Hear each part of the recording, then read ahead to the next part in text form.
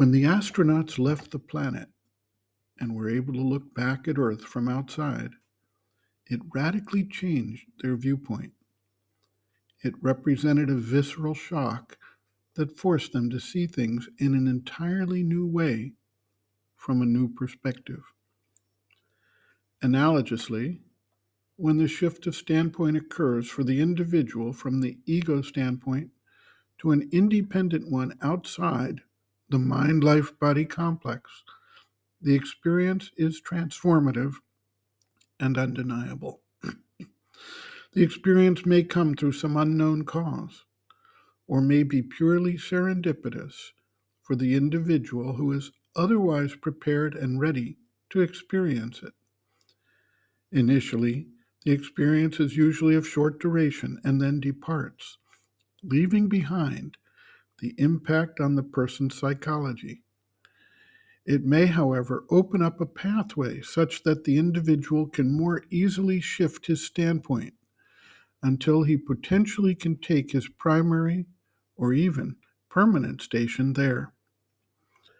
The Taittiriya Upanishad provides a sequence of systematic concentration of conscious force, the act of tapasya, that brings the seeker from his external standpoint based in the consciousness and awareness of the body to the life force, to the mind, beyond the mind to the knowledge level, and finally to the state of bliss, which represents the true spiritual consciousness of Sat Chit Ananda. However it comes, the realization moves the individual outside of the ego standpoint, and he gains an understanding and appreciation of the oneness of all existence, similar to that of the astronauts who recognize the oneness of all life on Earth by viewing it from a standpoint outside their normal frame of reference. The mother writes, quote, "The starting point is to seek in yourself that which is independent of the body and the circumstances of life, which is not born of the mental formation that you have been given, the language you speak, the habits and customs of the environment in which you live, the country where you are born, or the age to which you belong. You must find in the depth of your being that which carries in it a sense of universality, limitless expansion, unbroken continuity. Then you decentralize, extend and widen yourself.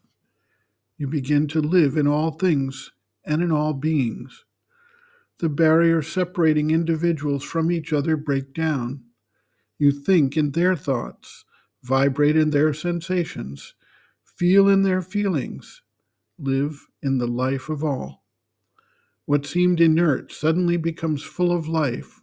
Stones quicken. Plants feel and will and suffer. Animals speak in a language more or less inarticulate, but clear and expressive.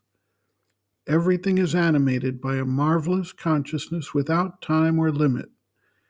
And this is only one aspect of the psychic realization. There are others, many others. All help you to go beyond the barriers of your egoism, the walls of your external personality, the impotence of your reactions, and the incapacity of your will."